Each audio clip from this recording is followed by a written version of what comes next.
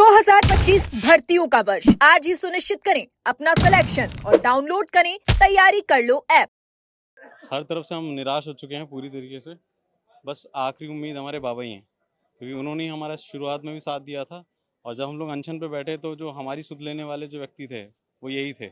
बाकी सरकार का एक भी नुमाइंदा हमारे यहाँ आके ये भी पूछने नहीं आया कि बेटा आप लोगों ने खाना भी खाया कि नहीं खाया।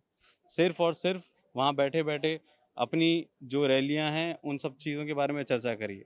साथ ही साथ सिर्फ और सिर्फ उन चीज़ों के बारे में इन्होंने फिक्र करी जो कि हिंसा से रिलेटेड थी, जैसे कि गुर्जर आंदोलन।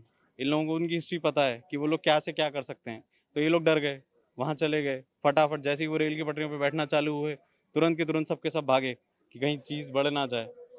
तो इस तरीके से इन्होंने बस यही चीज़ और यही शिक्षा पूरे राज्य को दी है कि आपको अगर कुछ भी मनवाना है ना, तो आप एक बड़ी संख्या में इकट्ठे हो जाओ और बड़ी संख्या में इकट्ठे होकर कुछ ना कुछ गलत काम करने लग जाओ, जिससे डर के सरकार आपके हाथ पांव जोड़ेगी और आपका काम कर देगी। तो अगर बाय द वे ये भी हो सकता है कि आज ये कुछ ना करें, पर इनका जो कर्म है ना, इनको नहीं छोड़ेगा। चाहे मंत्री हो, चाहे मुख्यमंत्री हो, चाहे प्रधानमंत्री हो, सबका कर्म सबसे जुड़ा हुआ है। जिस जिसने अपने पद का, अपने अधिकारों का दुरुपयोग किया है, जिस जिसने अपने सही नेतृत्व नहीं किए हैं, अपनी जो कर्तव्य हैं उनसे मुख मोड़ा है, उन सबको भुगतना पड़ा है। ये आप इतिहास में भी देख सकते हैं और आज के दिन भी आप देखेंगे। इन्हें लग रहा है कि ये लोग सब के सब हम बच्चों को दरकिनार करके आगे निकल जाएंगे, कर देंगे। हम लोगों ने पहले भी मेहनत करी है और ये चीज़ मैं बता दूं, हम लोगों ने सालों सालों मेहनत करी है और हम आगे भी करेंगे। ऐसा नहीं है कि हम अपनी ज़िंदगी से हाथ धो बैठेंगे। हम लोग इतने बड़े कायर नहीं हैं। हम लोग 110-10 घंटे के अनशन कर सकते हैं ना, तो हम अपनी ज़िंदगी में बहुत कुछ कर सकते हैं। सिर्फ एक सरकार के भरोसे नहीं बैठेंगे हम। पर ये चीज़ मैं ज़रूर बता दूं, इन्होंने जो ये काम किया है ना, जो संविधान के साथ खेल रहे हैं, संविधान के रक्षक, इन्हें भगवान भी माफ़ नहीं करेगा। आपको भी पता है ये जितने बिल्कुल एक बात और सही है कि जिस तरीके से आप बता रहे हैं कि आप लगातार मेहनत करेंगे, देखिए हार नहीं मानने वाले, मेहनत करेंगे और आगे बढ़कर दिखाएंगे, इनको जवाब भी देंगे।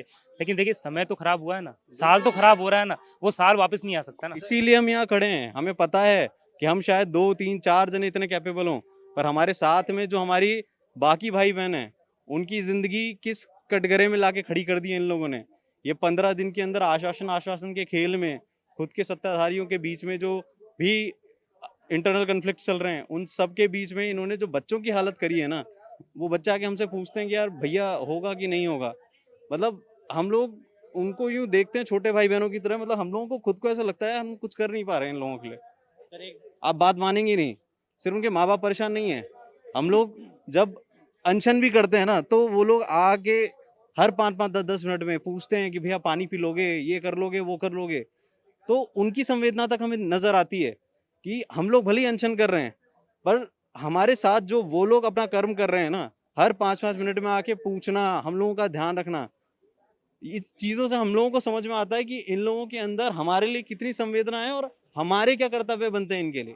पर फिर भी इतना कुछ करने के बावजूद भी कोई भी किसी भी तरीके का रिस्पॉन्स नहीं मिल रहा गवर्नमेंट से। मुख्यमंत्री ऐसा नहीं होता, मैं क्लियरली बोलूंगा।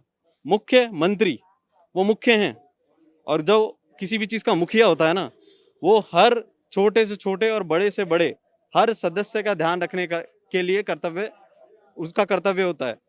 परिवार के हर बड़े हर छोटे का ध्यान रखने का। यहाँ छोटों को तो दरकिनार कर दिया गया है, बड़ों को दरकिनार कर दिया गया है।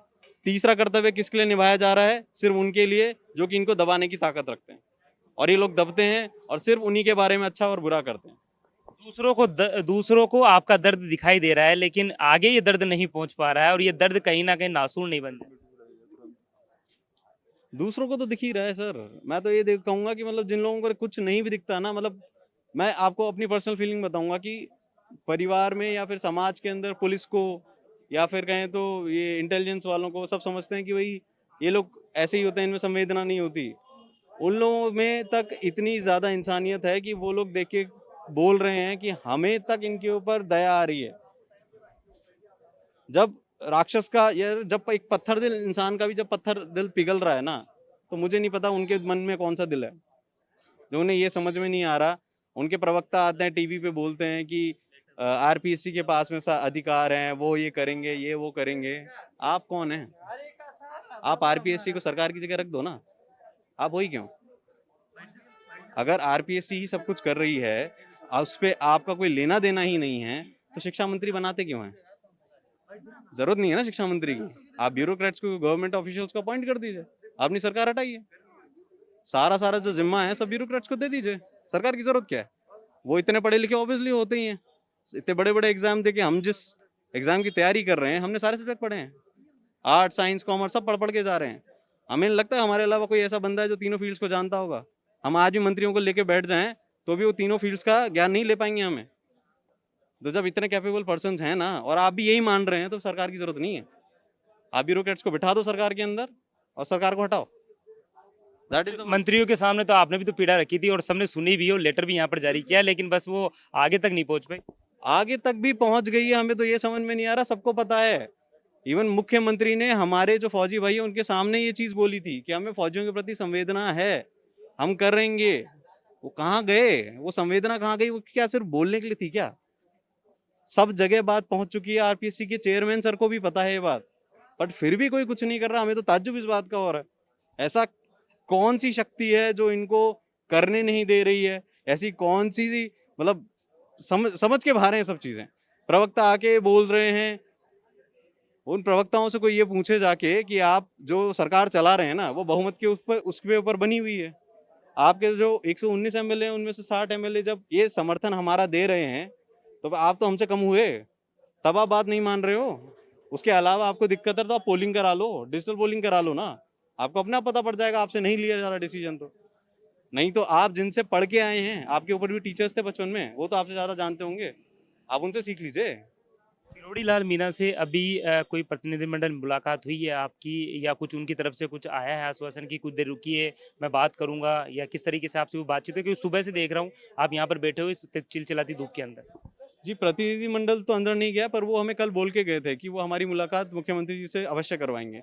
तो उसी बात के कारण, और सुबह भी वो आए थे थोड़ी देर के लिए मिलने, उसके बाद में उनका आश्वासन है कि वो हमें बात करने लेके जाएंगे। इस वजह से हम उनके द्वार पे अभी खड़े हुए हैं सबके साथ, इसी उम्मीद में कि चाहे कोई सुने ना सुने, वो जरूर सुनेंगे। जब तक एक बार मुलाकात नहीं होगी, जब तक ये वेट आपका जारी रहेगा उनके घर के बाहर? जी बिल्कुल, हमारा वेट बिल्कुल जारी रहेगा, क्योंकि हमारी आखिरी उम्मीद, हमें ऐसा लग रहा है जैसे वही हैं जो हमारी बात को ऊपर तक पहुंचा सकते हैं, या कहें तो हमें उनसे जाके मिलवा सकते हैं।